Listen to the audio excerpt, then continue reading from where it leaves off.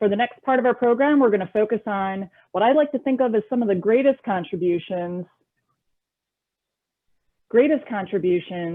of Gomory to Alabama, namely education outreach in the training of the next generation of scientists across our many institutions. Dr. Tina Miller-Way, if you're willing to show your camera now, is the chair of the Discovery Hall programs and the Education and Outreach Group at the Dauphin Island Sea Lab, and she's also the Assistant Director of Education for Mississippi-Alabama Sea Grant Consortium. She came to DISL after her doctorate at Louisiana State University, and as she likes to say, she's been unable to get off the island ever since. So, welcome, Tina. Thank you for joining us this evening. Tina, you had some slides that you wanted to share with us before we start with our conversation? Yeah, I did. Thank you, Missy, for having me. I'm going to share my screen. Now, hopefully you can see that. Can you see my screen? I can. Okay, well, thanks a lot for having me. You know, before we get started, I wanted to say, due to the foresight of the Gomory board, education and outreach has been a priority from the very first day of the Gomory effort. And as part of that, they required each consortium to include an education outreach component as part of its plan. So that foresight has really made the impact of Gomory science a little bit magnified. What they did not dictate, which is wonderful, is how we were to do our education and outreach. So that allowed each consortium to develop and implement a plan, an education and outreach plan that fit well with their particular research effort. And the result has been an amazing variety of education and outreach activities across the Gomory space, ranging from a poetry jam to outreach events at football games, of course, this is SEC territory, to animated cartoons.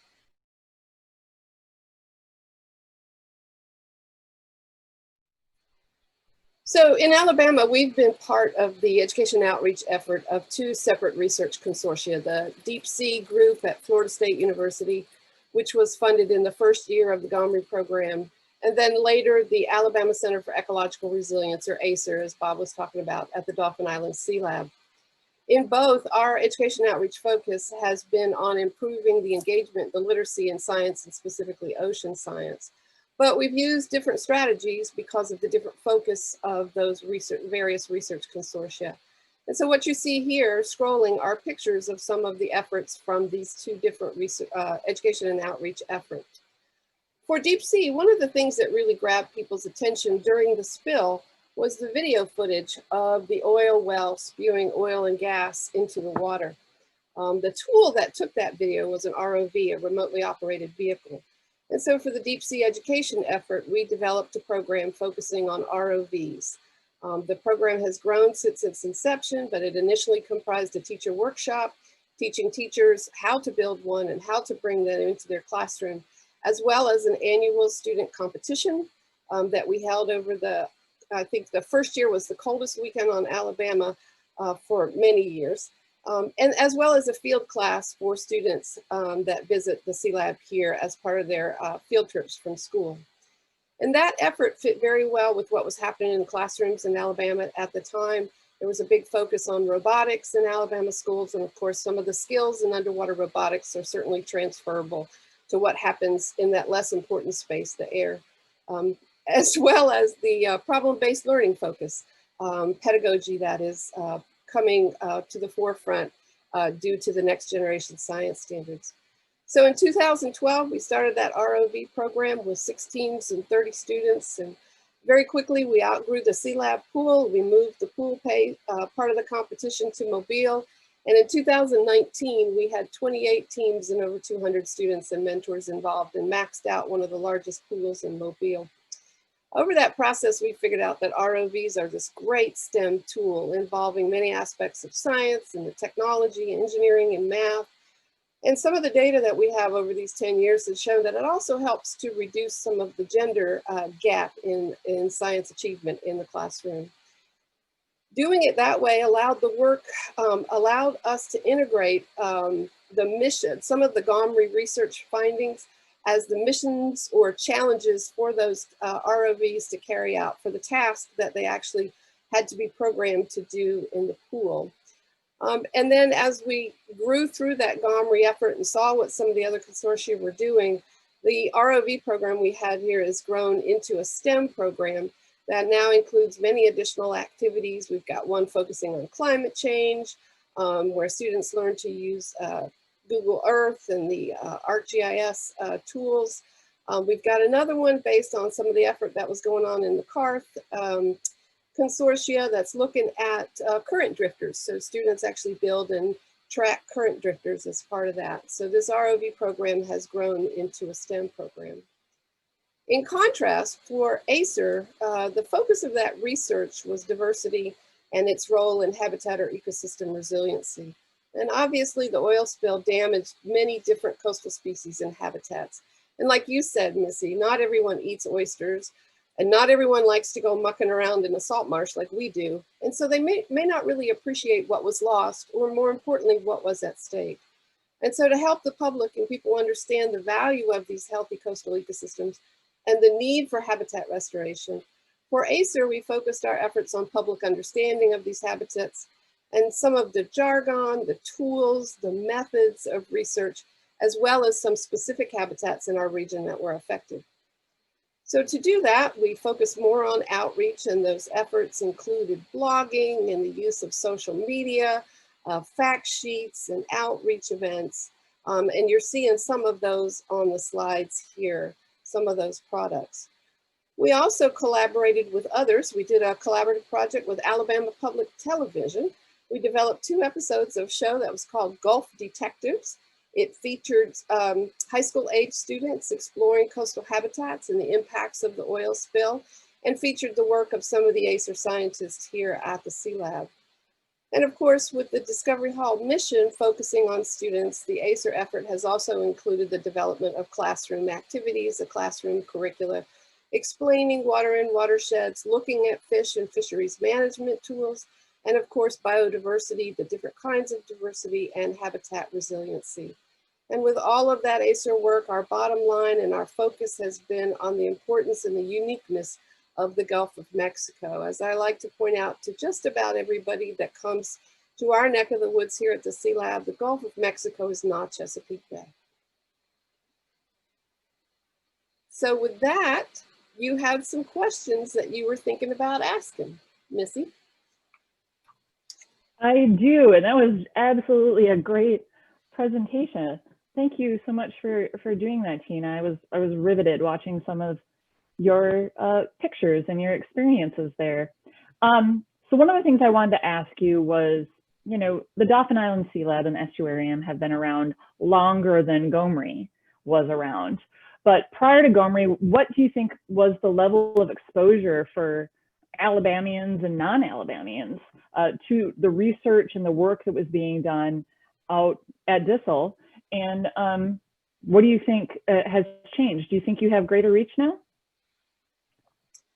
In short, Missy, yes. I think Dr. Caldwell and certainly Chuck Wilson said the same thing, as did Ken. You know, one of the things that we learned immediately after the oil spill was that we didn't know enough about the Gulf of Mexico. We didn't know enough to be able to predict the impact of the spill. And the GOMRI program, the incredible amount of research supported by the effort, has exponentially increased what we know about the Gulf. And that process has occurred about the same time as this transition in the practice of science. As you said, the Sea Lab has existed since the 70s, but since that time, it's become more and more important, and luckily more common, to share the work of scientists with the public, and for scientists not to work in what used to be known in slang as the ivory tower. So the outreach and education efforts in each of the consortia, including the ones we worked in, has really increased the reach or exposure of the public to research by scientists in general, and to research that's being done here at the Sea Lab.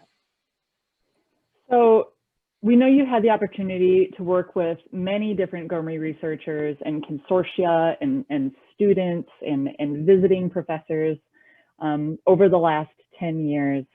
But I'm wondering, what's some of your favorite memories, or what's a favorite memory from your time of working with some of these consortia during these outreach activities? Yeah, I mean, the education and outreach coordinators would meet as a group at the Go Moses, or the annual oil spill meeting. We'd exchange ideas, we'd share challenges that we were facing.